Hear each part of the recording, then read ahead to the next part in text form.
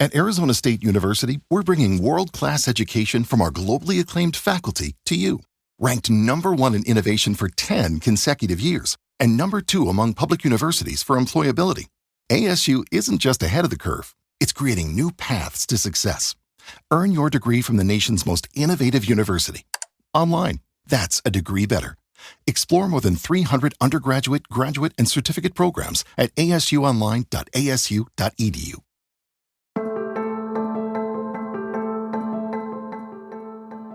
Hi, everybody. Sharyl Attkisson here. Welcome to another edition of Full Measure After Hours. Today, no, it's not you. U.S. mail delays are real. I noticed in the past couple of years some extremely delayed mail coming to my house or other people telling stories about first-class letters that should be arriving, we thought, in 1 to 3 days, they were taking weeks or months. Sometimes were not coming at all, were being returned even though they had been addressed to the proper address. And I began asking around and hearing other people talk, and I started to think this was pretty widespread. And I began looking into it to find out what was behind this snail mail trend. It turns out it's true, it's well documented, and there are a number of reasons behind it, which I get into in my Sunday, May 11th edition of Full Measure. 250 years now into its existence, the Postal Service is at a pivotal crossroads, you might say. Stuck in a dead letter pile of delays, there are also deficits and a lot of doubt about its future, with $9.5 billion in losses last year alone, and sometimes mail taking weeks just to cross town or even be delivered across the street. My investigation not only unearthed a lot about the reasons behind all of this, and some of the recent history behind the US Postal Service's problems, but I also got some inside information and details and documents and photographs that you will see showing stacked up mail at distribution centers that should have been delivered long ago but was just gathering dust at the time the photographs were taken. But today in this podcast, we're going to hear from one person in this story, Mark Dimenstein. He is president of the American Postal Workers Union. He's going to tell us about why some of this is taking place, but also address plans for fixes of the Postal Service, which I've been covering and reporting on as long as I can remember as a reporter because the Postal Service has been in financial trouble for so long. But right now, President Trump has promised to make some fixes. He floated the idea of folding the Postal Service in with the U.S. Commerce Department to try to cut the deficit and figure out what to do financially. There are a lot of proposals that Dimenstein and the workers that he represents in the union, a lot of proposals that they oppose, which you'll hear him talk about. So here is Mark Dimenstein, president of the American Postal Workers Union.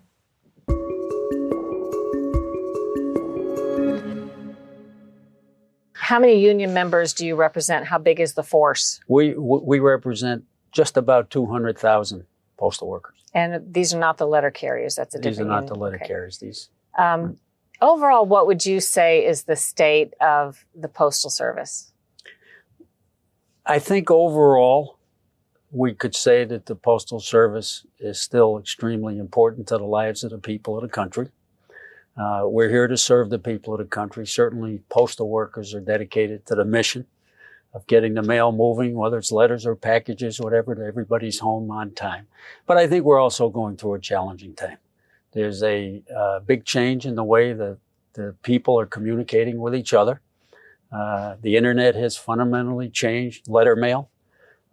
Packages are an area of growth, but to get that growth, there are going to be some different buildings, some different machines, from some different transportation routes. So there's a transition going on that hasn't been as smooth as we would have liked as the workers, but we're not running the post office. We do agree that there needs to be fundamental change to deal with the real mail mix of today, but it has to be done in such a way that always serves the people and keeps service good. And it's not as good as it should be. From a consumer standpoint, to ask around, as well as some of the analyses that are officially done by government or those looking at it, the delivery is not as it should be. There's something going on, it appears, where some of the mail that should take a day is taken a week. Sometimes it's taken weeks and months. To what do you attribute that? There's probably multiple reasons. Some of it is this challenging transition. Some of it is short staffing. If you don't have enough staff to serve the people of the country, then they don't get the kind of service that they should. And so we're very strong as the American Postal Workers Union that management has to hire enough people to do the job and get it done well for the people of the country. We're not a typical business. We're a service, and we're here to serve everybody. 169 million addresses every day. Kind of an incredible feat. But it's expensive, and we go into a lot of areas that obviously nobody else would, because there's not money to be made. It's not about making money. It's about serving the people. So those problems that exist, we certainly raise our concerns with postal management. Some of them are addressed. Some of them still need to be addressed. We just did an interesting poll with the people of the country, outside professional polling groups.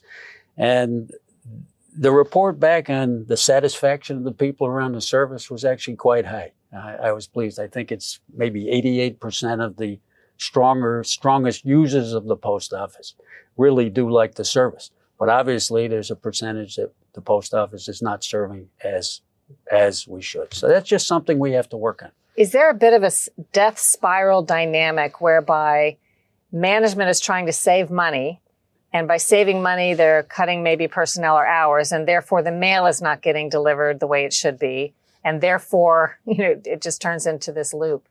I think there's something to that. I think that when you cut costs and cut hours of work and cut workers, that there's an equation often that will then result that the service isn't as good as it should be. Has something like that happened in the past 3 years that's different than in the past 20? I mean, is there something going on now, or this is just a continual transition?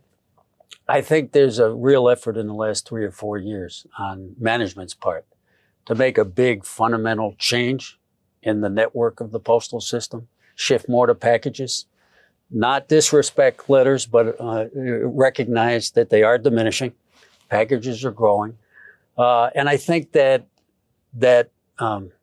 sort of concentrated effort probably has exacerbated some of the problems. The hope is, on the other side of the transition, people will get ever better service, especially in a day of e-commerce and the importance of packages to the people. Are there any recommendations that the union has made to management that translate into something consumers can understand, kind of simple stuff that they have or haven't done in the last couple of years? Sure. For instance, we've been big advocates as they're making these changes and they're moving mail sometimes distances to be sorted somewhere else and then coming back to a particular city. We've advocated that local mail stay local.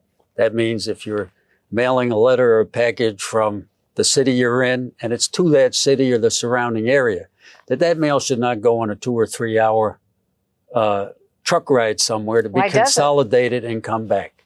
And so management has listened to us and the people, and they've made some changes in the last few months where local mail will stay local. Back up a little bit and tell me when that happened, because I didn't know that. So you're saying at what point in time did some of the mail go? Are those the distribution centers? Yes, the consolidation effort has been going on for a long time now.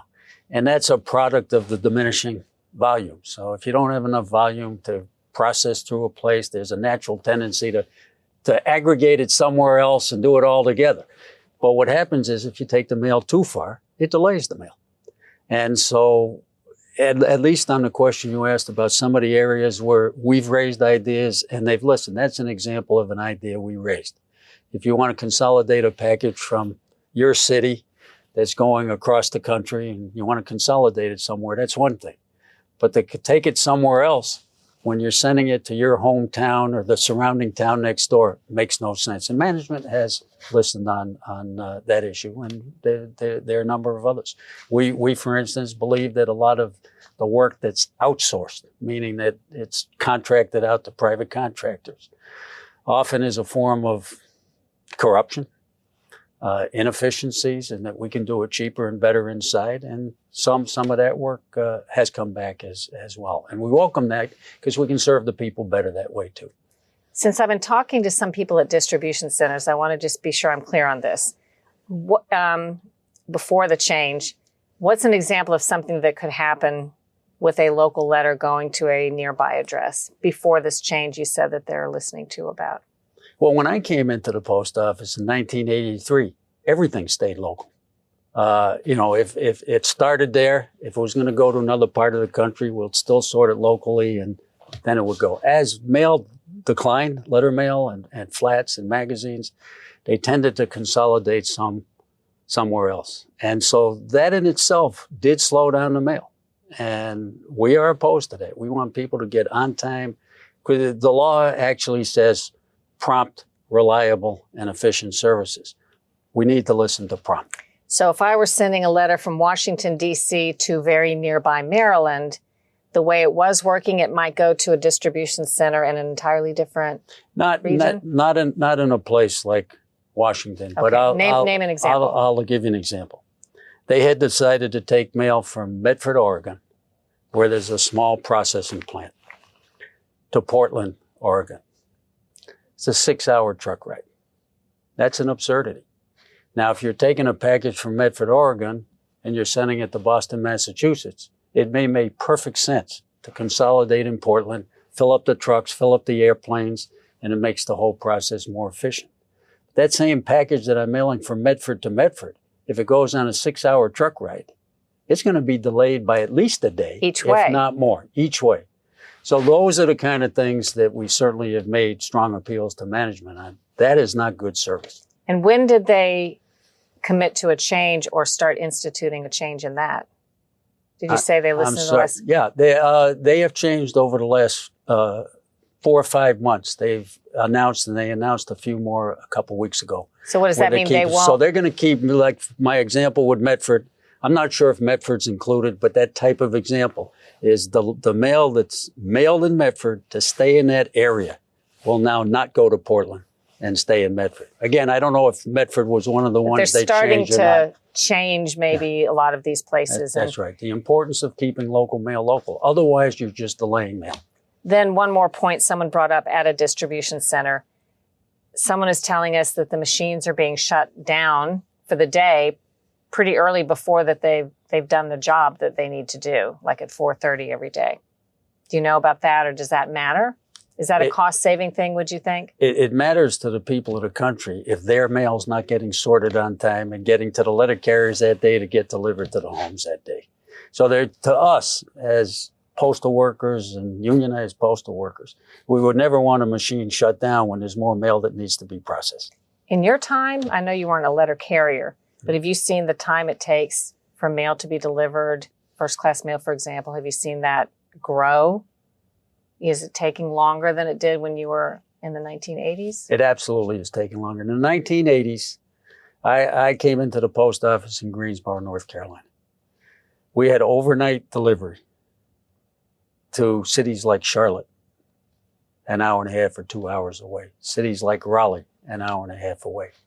In 2011, 2012, before this Postmaster General, the leadership of the post office, management of the post office, did away with overnight delivery everywhere for regular first-class mail, even if you're mailing from one side of the street to the other. We opposed that as the American Postal Workers Union. Postal workers opposed it, but management did it. And so the mail has been on a slower track for a while. Now, packages are doing pretty well with speed right now, but that shouldn't be at the expense of your mail, the public's mail, day in and day out. We rely on it. We need it on time. There's things in the mail that have to get there on time. Medicines to our veterans and seniors, all sorts of financial documents. People need their mail on time. And that's what we're dedicated to as workers. And it frustrates us as much as any postal customer when we are not able, because of policies of management, when we're not able to get that mail to the customer on time. We want to treat the mail as if it's our own.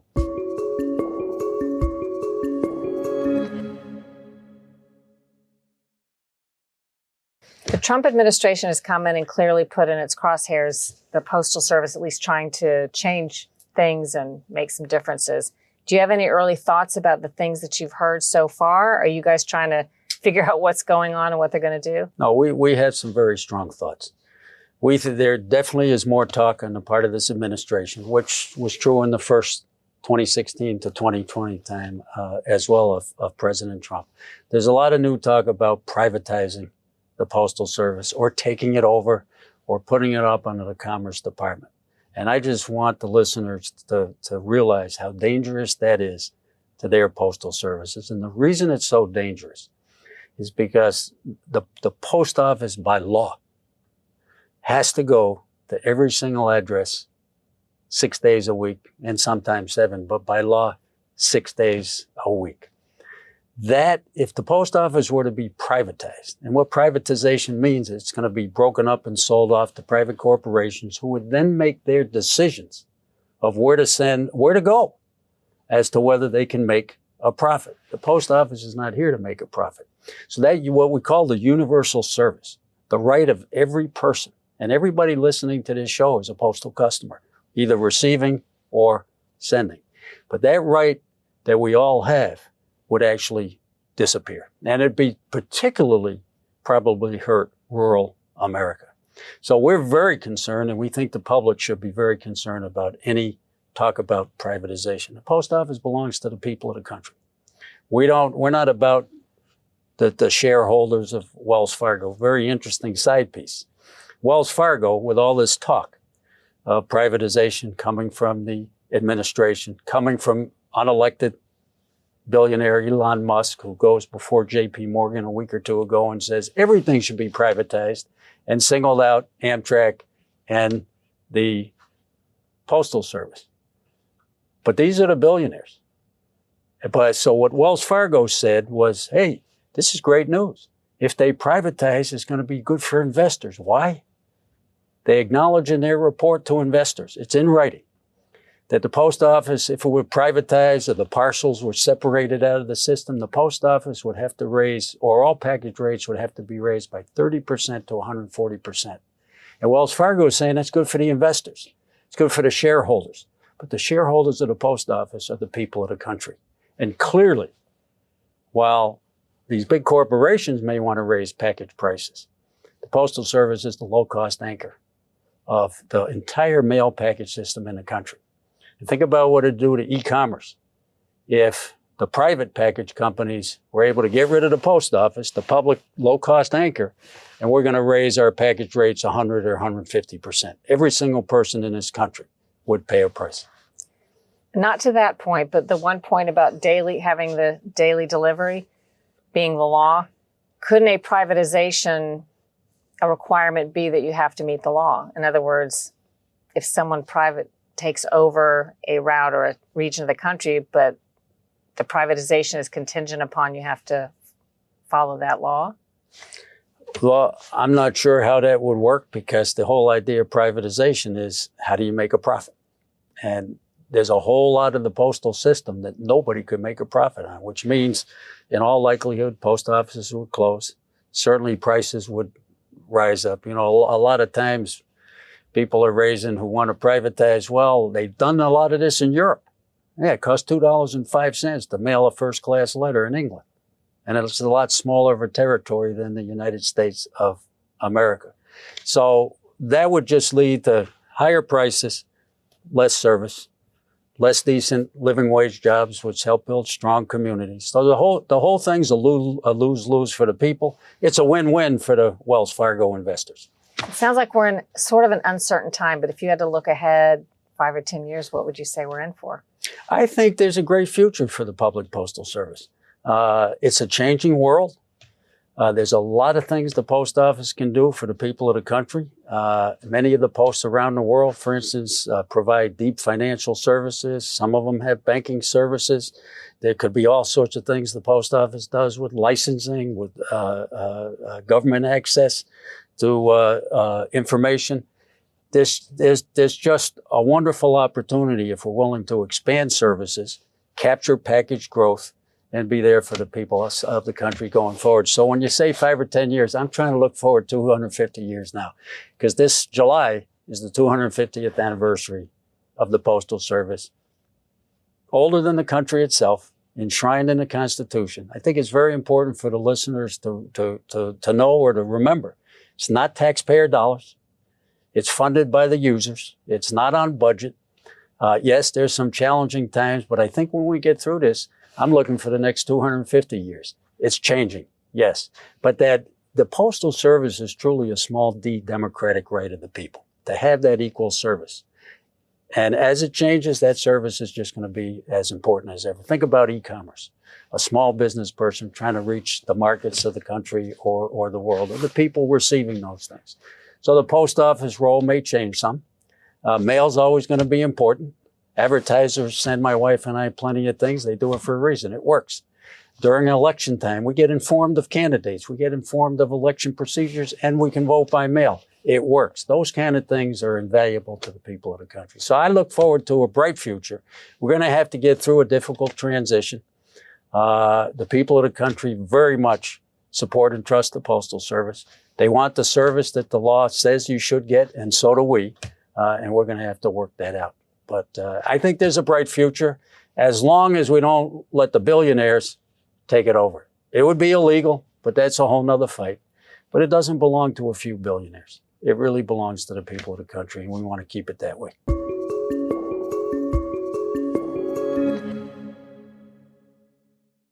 For more on this story and to see the insider photographs and documentation that I got showing what's happening at processing centers where mail is being delayed and stacked up, unbeknownst to us most of the time, you can watch my report on Sunday, May 11th on Full Measure. To find out how to watch, you can go to SharylAttkisson.com and click the Full Measure tab for a list of stations and times. Or you can just go to our YouTube Full Measure channel on Sunday, May 11th, where we will post the program. It also feeds and is posted on Sundays at fullmeasure.news. Lots of ways to watch this program.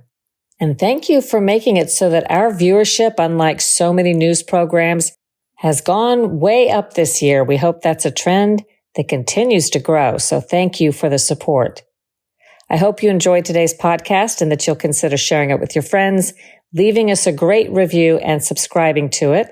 And check out my other podcast, the Sharyl Attkisson Podcast. For a great way to support independent journalism causes while informing yourself in a really important way, check out my national 5-star bestseller, Follow the Science, How Big Pharma Misleads, Obscures, and Prevails. You'll see why so many people have not only bought this book for themselves, but bought a version of it for a loved one or for friends, because most everybody has some reason to be concerned about their health and is impacted by the corrupt medical establishment.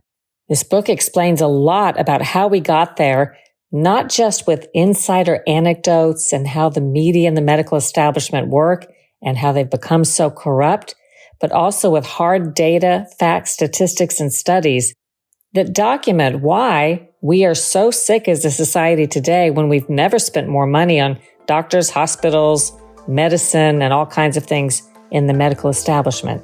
So that's Follow the Science. Hope you'll consider picking up a copy today.